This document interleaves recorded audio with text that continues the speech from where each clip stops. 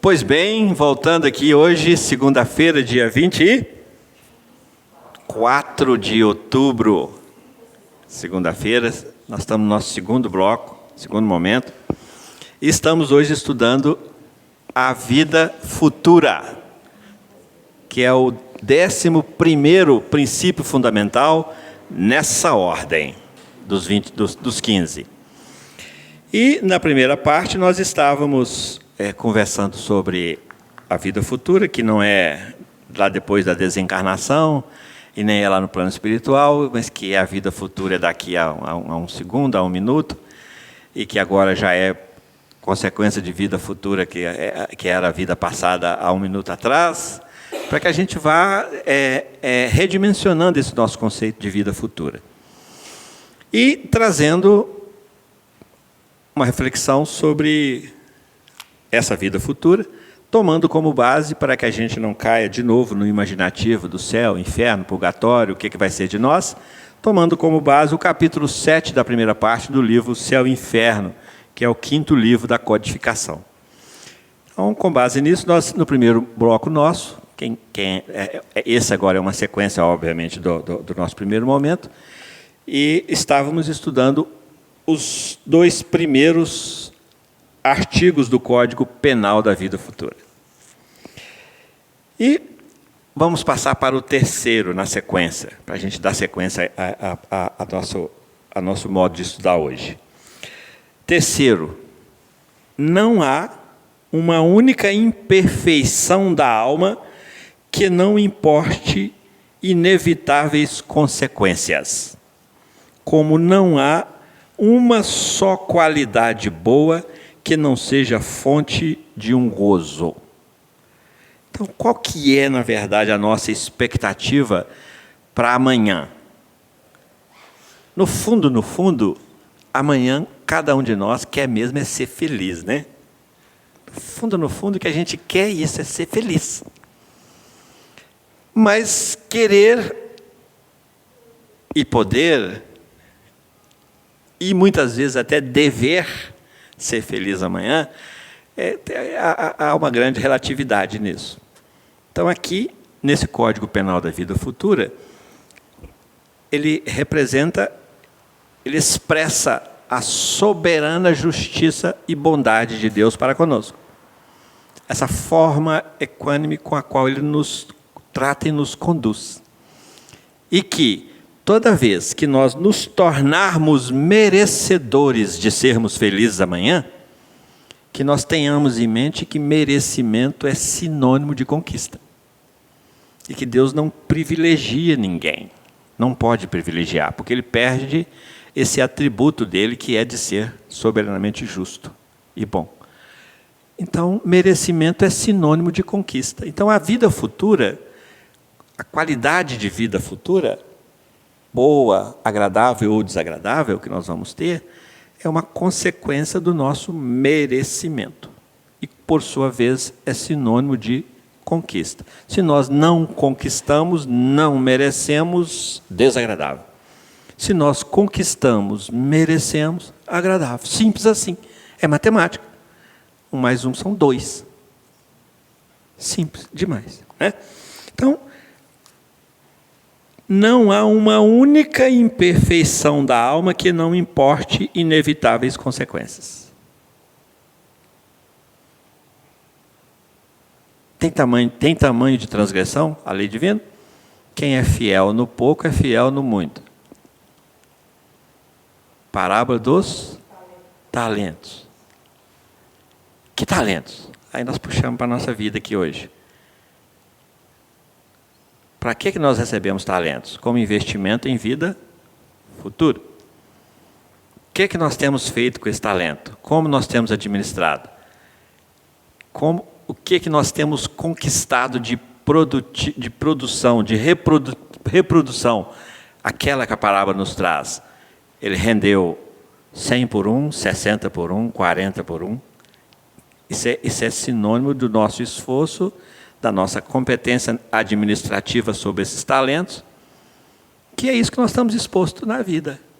Cada um de nós vem aqui para desempenhar uma determinada missão. Questão 115 do Livro dos Espíritos. Deus criou todos os espíritos simples e ignorantes e atribuiu a cada um deles determinada missão para fazê-los progredir. Então a gente não veio aqui para brincar, a gente não veio aqui para passear, a gente não está aqui. A gente está aqui para cumprir uma missão.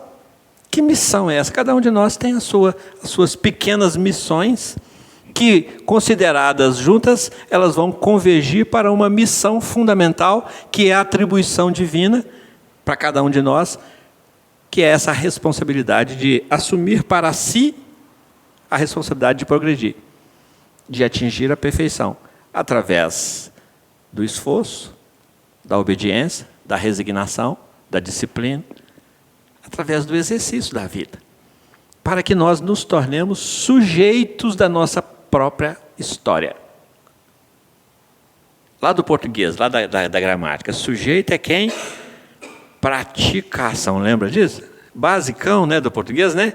Sujeito é quem pratica a ação, para que a gente se insira nesse processo de vida e para que a gente se apodere verdadeiramente da nossa vida, porque às vezes a gente não se apodera desse nosso patrimônio e coloca ele sob a tutela ou a responsabilidade de outros. E muitas vezes a gente fica tão descuidado que permite que outros governem a nossa própria vida e que interfiram na nossa própria vida, no campo da qualidade de vida, porque a gente às vezes toma conta da própria vida. E o que é pior ainda, o pior mesmo é quando a gente não toma conta da própria vida e quer tomar da vida dos outros. Aí a coisa fica mais sobrecarregada. Então é disso que está falando para nós aqui. E nesse processo, qualquer falha é considerada e qualquer acerto é considerado. O que é isso? 7º princípio fundamental, lei de causa e efeito. Lei de causa e efeito. Não existe efeito sem causa. É básico e, aliás, é o argumento fundamental que Kardec utiliza para nos provar, demonstrar racionalmente a existência de Deus. Observar os efeitos e reportar as causas ao causador e chegará em Deus. Porque há efeitos que não são causados pelos homens, nem por ninguém a não ser por uma inteligência suprema e causa primária de todas as coisas, que é Deus. Aí nós vamos chegar na prova da existência de Deus. Basta que a gente tenha olhos de ver, ouvidos de ouvir, inteligência para observar, que a gente vai aí começar a responder para si mesmo, não se Deus existe mais, porque isso já ficou admitido pela inteligência nossa, mas começar a responder para si mesmo como é que Deus é, como eu o vejo. E quando eu falo ver, espiritualmente falando, não é ver com os olhos que a terra de comer, é ver, sentir, como eu sinto, como eu concebo. E a partir daí, nós vamos estabelecendo aquela pedra, aquela rocha, sobre a qual nós vamos assentar o nosso edifício de fé, que nós falamos no primeiro momento, e que a gente está voltando à tona agora. E que vai também ser a nossa bússola para nos dirigir por essa vida fora, por esse mar de vida, que vai estabelecer a direção, o direcionamento, os caminhos, e o leme, que nós vamos ter que ir mexendo nesse leme para alterar os caminhos com a flexibilização, de acordo com o entendimento de cada um de nós das leis divinas.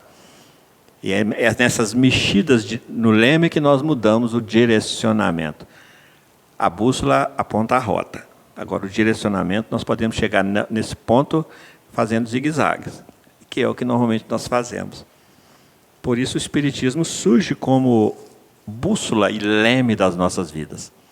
Porque ele estabelece um ponto de chegada que nós estamos conversando sobre ele aqui hoje, que é atingir a perfeição. Agora, o leme, ele vai ser movimentado de acordo com a nossa compreensão das leis divinas.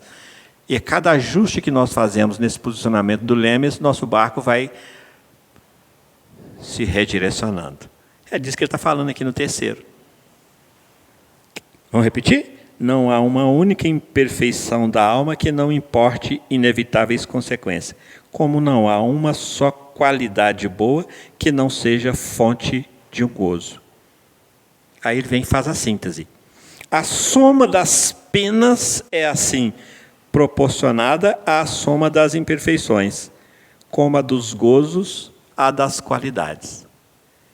Como é que eu quero a minha vida futura? Eu quero ela assim, assim, assim, assim. Então, como é que eu tenho que comportar? Eu tenho que comportar agora assim, assim, assim, assim. Quem que é que vem ensinar para nós isso? O Cristo. Ele vem primeiro, traz Moisés, traz para nós o Velho Testamento. Aí a gente não entendeu nada. Ele vai chamando um por um dos apóstolos dele e mandando como profetas para nós. Ô Ezequiel, vem cá, vai lá, fala para eles que não foi isso que eu quis falar no primeiro mandamento, não. Ô Jeremias, fala para eles que esse negócio de o pai pagar pelo filho não é o jeito que eles estão pensando, não. Vamos lá no livro de Ezequiel e no livro de Jeremias, que a gente vai ver ele explicando isso para nós, o primeiro mandamento. Peraí, Jeová é justo, Jeová não faz os dentes estragarem daquele que não comeu uva verde. Olha a figura que bacana, que bonita, né? Porque é aquele que come as uvas verdes é que tem estragados os dentes. Mostrando a soberana justiça de Deus, mostrando a responsabilidade pessoal e intransferível de cada um. Ele está falando disso aqui. É que cada um de nós, e está falando aqui da lei de causa e efeito, e a lei de causa e efeito, quando nós estudamos no sétimo princípio fundamental, nós vimos que, em síntese, a lei de causa e efeito, ela vem mostrar para nós onde é que nós, com as nossas ações que transgridem as leis divinas, onde é que nós desarmonizamos o universo que é harmônico. Por que ele é harmônico? Porque ele é regido por leis divinas, leis perfeitas. Tanto Deus, Espírito e Matéria, tanto no campo da relação de Deus conosco, com os Espíritos, quanto na relação de Deus com a matéria, que Ele criou, as leis são perfeitas, está tudo funcionando em harmonia. Então, quando nós transgredimos a lei e desarmonizamos esse processo harmônico, nós chamamos para nós a responsabilidade de reharmonizar isso. Então, lei de causa e efeito é simples assim. E, como é lei e é lei divina, ela tem o lado bom e o lado que nos exige um pouco mais. Por isso é que ele fecha aqui com essa aqui, ó. A soma das penas é assim proporcionada à soma das imperfeições, como a dos gozos, a das qualidades. Quanto a da lei de causa e efeito, eu posso gerar uma causa nessas leis aqui que seja obediente às leis. Então eu ganho bônus e eu ganho investimento para essa vida futura, para essa qualidade de vida futura. Mas eu posso gerar transgressão, transgredindo essas leis, gerar alterações que vai desarmonizar. Então eu chamo para mim a responsabilidade de harmonizar isso. Onde que é isso? No campo das relações interpessoais. Se eu firo alguém, eu desarmonizei isso aí. Então eu chamo para mim a responsabilidade de reconcilia-te depressa com o teu inimigo enquanto está a caminho com ele. E aí precisa de voltar aqui, reencarnar, casar, começar junto aí pela vida fora, receber como filho, como neto, como bisneto, receber como vizinho, para que a gente se harmonize de novo no campo das relações interpessoais. Todo o investimento divino sobre as nossas vidas, através da literatura sagrada que chegou até nós, no Velho Testamento, no Novo Testamento, e agora no Espiritismo, todo investimento visa uma coisa, uma única coisa, que é regulamentar para melhor, interferir para o máximo de bem possível nas nossas relações interpessoais. Todo o Evangelho, o Velho Testamento, o Novo Testamento, toda a literatura sagrada tem um objetivo: nos instrumentalizar para relacionarmos uns com os outros. Tudo gira em torno disso. Começa pelos 10 mandamentos, 7 dos 10 mandamentos cuida da nossa relação interpessoal. 3 cuida da nossa relação com Deus. Mas 7 é aqui, é nós conosco. Aí depois vem o Evangelho todo concentrado aqui. De vez em quando ele fala assim, não fica juntando tesouro na terra não, porque isso aqui não vai pagar a pena não. Ajunta tesouro no céu. O que é o céu? Campo íntimo, resultado dessa relação criatura com criador. Isso tem nome, chama-se religiosidade. Por isso, o Espiritismo vem centrando-se em 3 aspectos, né? Que é religião, Deus. Criatura, criador. Criatura, criador, religião. Ciência, que cuida da matéria. Filosofia, que cuida do espírito, que é inerente ao espírito. Como poder definir espírito? São os seres pensantes que povoam o universo. O que é filosofar? Pensar. Exercício de pensamento crítico. É filosofar. Sabe o que o Espiritismo quer que nós façamos? A única coisa que ele nos pede, não quer que a gente vira santo da noite para o dia, não. O Espiritismo hoje nos conduz para uma prática. Pensar. Ele só quer que a gente pense. Porque o Evangelho precisa ser pensado, meditado, porque o Evangelho é para o dia a dia, é para cada criatura. E a gente tem uma preguiça de pensar. Sabe qual que é o maior desafio dos dirigentes de reunião mediúnica nas casas espíritas? Fazer com que os seus médiuns pensem, estudem. Reunião mediúnica, porque mediunidade e conhecimento tem que andar junto. Se perguntar para os médiuns, avançar um pouco mais sobre o perispírito, que é um instrumento utilizado na operação mediúnica, que é o perispírito, porque como é que acontece a comunicação mediúnica? Espírito a espírito, mente a mente, perispírito a perispírito. Se tirar o perispírito da comunicação mediúnica, acabou, não tem mediunidade. Então tirou a ferramenta. E o médium não conhece a ferramenta de trabalho dele, que é o seu próprio perispírito. Ah, mas toda a vida existiu mediunidade? Não. Não. Toda a vida existiu mediunismo, que é essa prática natural de comunicabilidade entre os espíritos. Mediunidade é o mediunismo racionalizado e trabalhado e tratado e registrado no livro dos médiuns. Aí sim, é diferente. Então a mediunidade é um subconjunto do mediunismo. Mediunidade, esse é o mediunismo. Mediunidade, está aqui, ó, um subconjunto. Tem todo um mediunismo ainda operante em todo o universo nesse momento, que é o exercício dessa comunicabilidade entre os 2 planos, mas de uma forma empírica. Agora aqui não, aqui ela é sistematizada no livro dos médiuns. Kardec vem, traz para nós a mediunidade e põe em cima da nossa mesa de trabalho, para que a gente estude, entenda.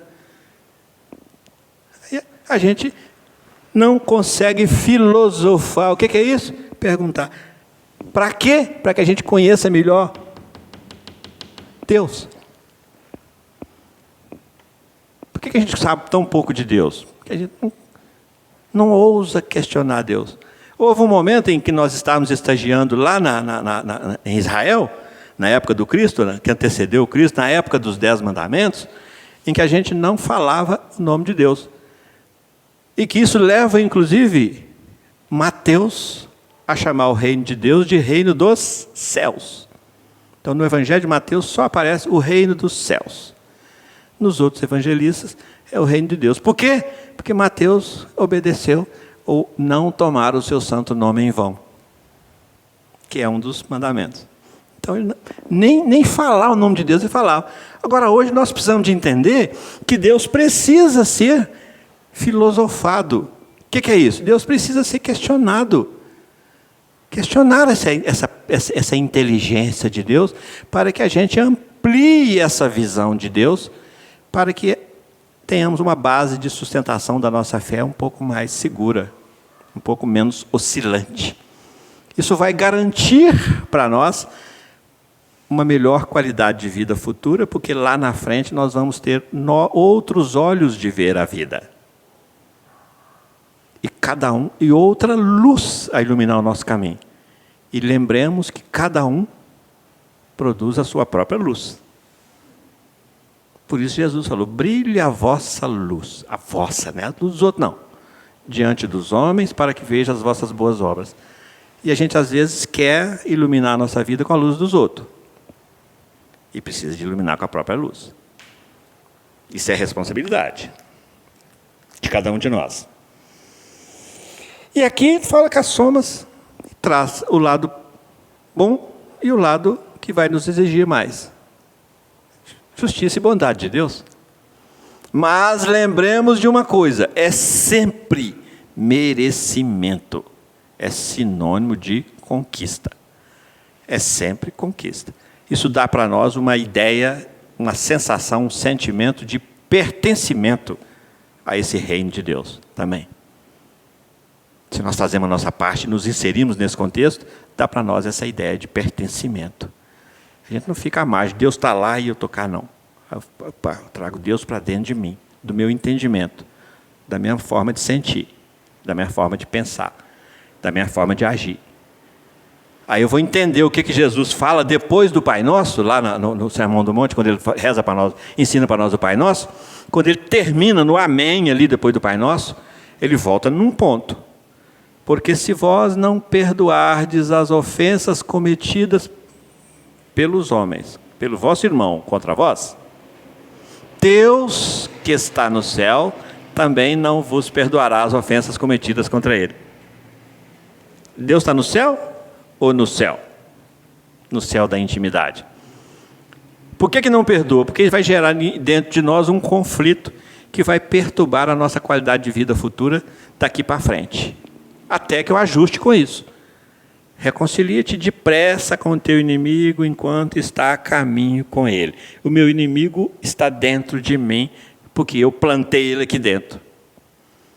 Quando eu estabeleci que eu vou ficar magoado e não vou perdoar. Então, eu criei ele aqui dentro. Para que não aconteça que esse inimigo te entregue para o oficial, que te entregue para o juiz, que o trancafiie numa prisão e que não sairá dali enquanto não pagar o último ceitil. O que ele está falando? Você não vai sair dali enquanto você não resgatar isso com as leis divinas. Cada ceitil. O que é cada ceitil? Cada consequência de cada transgressão a essa lei divina. Tranquilo, gente?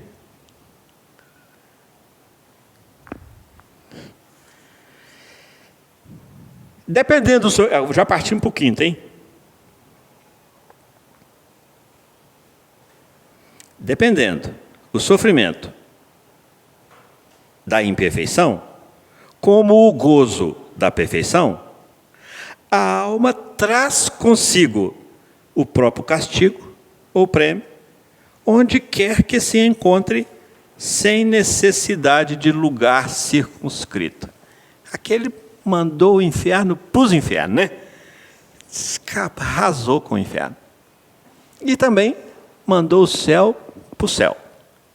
Acabou com o céu, aquele céu que nós imaginávamos, aquele inferno que nós vimos concebendo.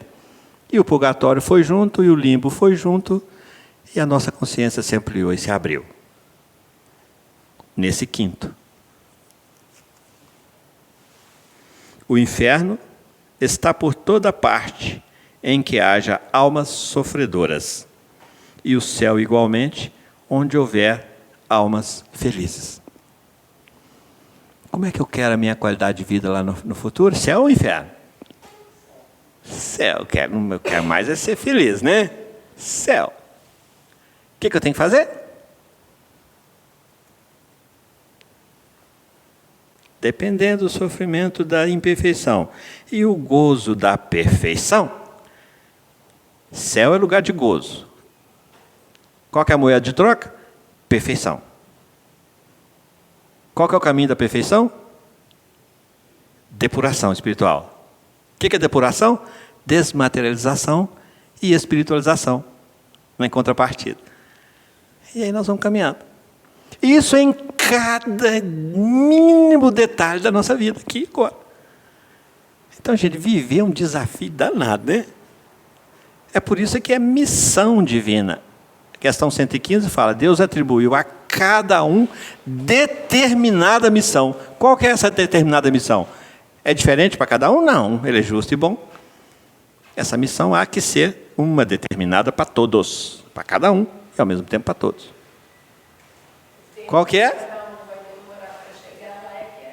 É que é a questão. As voltas que cada um vai querer dar. Mas tem uma coisa boa. Todos vão chegar. Esse é o nosso consolo.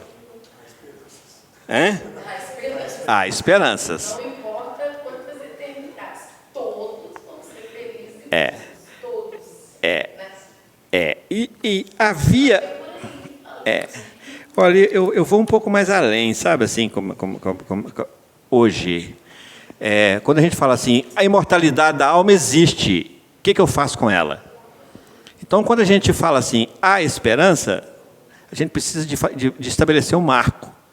Havia esperança até o momento em que Madalena foi a emissária da mais importante notícia do planeta até hoje, que é a notícia que o Mestre vive, está vivo, que é um grito de imortalidade para cada um de nós.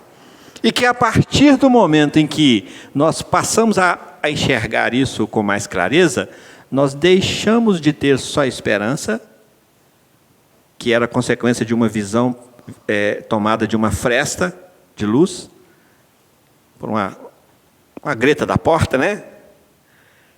Que era esperança. E começamos a ter certeza, a partir dessa consciência, dessa internalização da imortalidade da alma em nossas vidas. Porque aí nós temos a certeza, eu sou imortal, e agora, o que eu tiro de proveito disso? Eu me transporto da esperança para a certeza.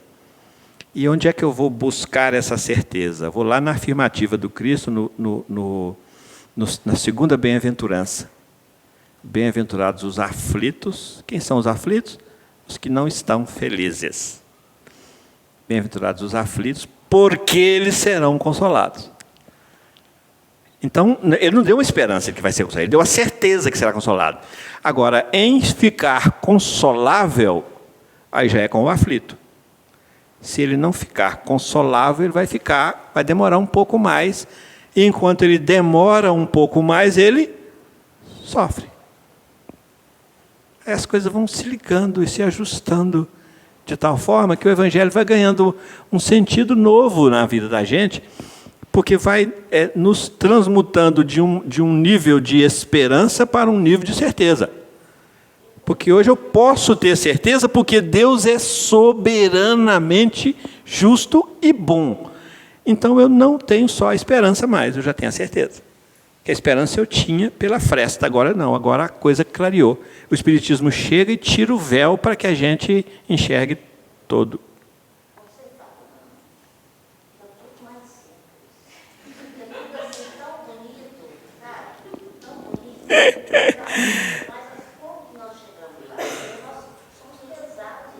Sim. Sim. Nós estamos pesados e o nosso barco está... nós somos pesados e o nosso barco está balançando e periga de afundar, né? Então, quando isso acontece lá, a mar afora, que é a nossa vida, é mar afora, as primeiras providências dos condutores dos barcos é jogar carga fora, para tornar o barco mais leve. Aí, aí você usou uma expressão assim, está pesado. Está pesado... Hein? Está pesado. Não é eu falando, não. É aqui o céu e o inferno, né? O livro.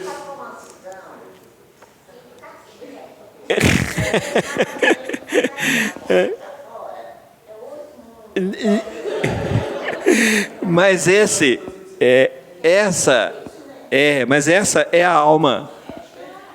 Viu, Marlene? Essa é a alma do Espiritismo. O Espiritismo é eminentemente consolador, porque ele é esclarecedor. Então, a partir do momento em que nós tomamos consciência de que está pesado, porque nós estamos levando carga demais, Então a gente começa a sentir a necessidade, a se despertar para a necessidade de começar a abandonar, largar para trás um bocado de mala.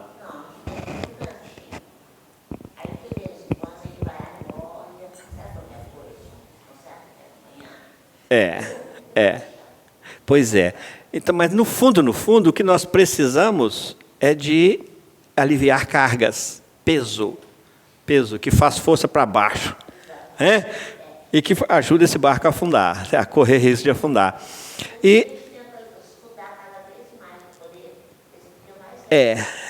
esse aliviar carga é sinônimo de desmaterializar-se. Porque tomai sobre vós o meu jugo e aprendei de mim que sou manso e humilde de coração. Tudo isso é alívios. Aí ele dá a explicação. Por quê? Porque o meu fardo é leve. Por que está pesado? É porque nós estamos carregando fardo que não tem a ver com o fardo do Cristo. E o meu jugo é suave. O que é jugo? Comando, submissão, obediência, resignação. É suave, porque a gente só obedece quando a razão consente. E quando a razão consente, suaviza, soma em si os conflitos. E a gente só se resigna quando o coração consente. E quando o coração consente, não tem mais mágoa, não tem mais espaço para agonia, para angústia, não tem para preocupação. Não, ele consentiu. Se ele consentiu, resignou. Resignou, entregou na mão daquele que verdadeiramente é a inteligência suprema. E a gente às vezes fica querendo tomar conta até das coisas de Deus. Não é não? Então, gente, vai mais um?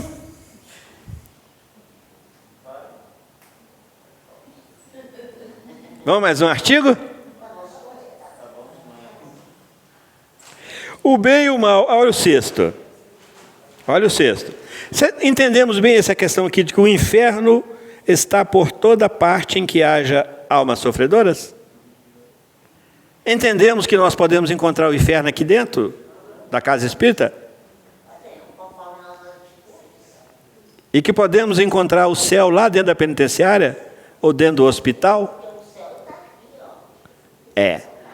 Então, essa diferenciação é um grande salto que o Espiritismo vem dar conosco para nos tirar daquele entendimento e nos trazer para um outro nível de entendimento.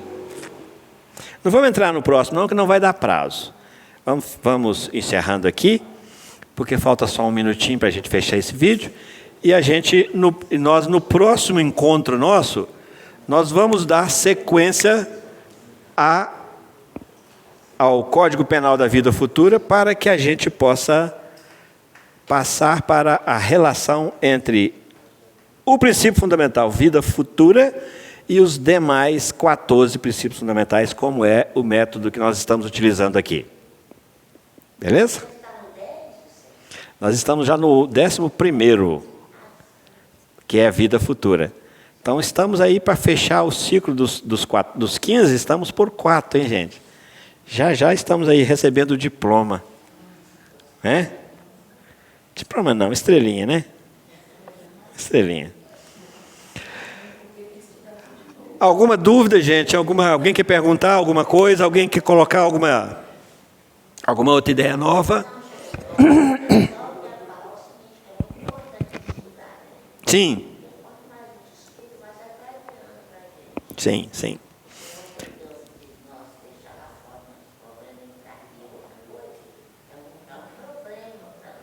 Sim, o estudo vem... o Espiritismo vem trazer esse esclarecimento para que ele gere o consolo. A partir daí, uma nova postura íntima de cada um à luz de um entendimento novo, né? Está lá no capítulo 2 do Evangelho segundo o Espiritismo, o ponto de vista. Que é exatamente essa mudança de olhar sobre a vida à luz de um novo ponto de observação que o Espiritismo nos traz. Fiquem com Deus, muito boa noite. Que Jesus nos abençoe a todos.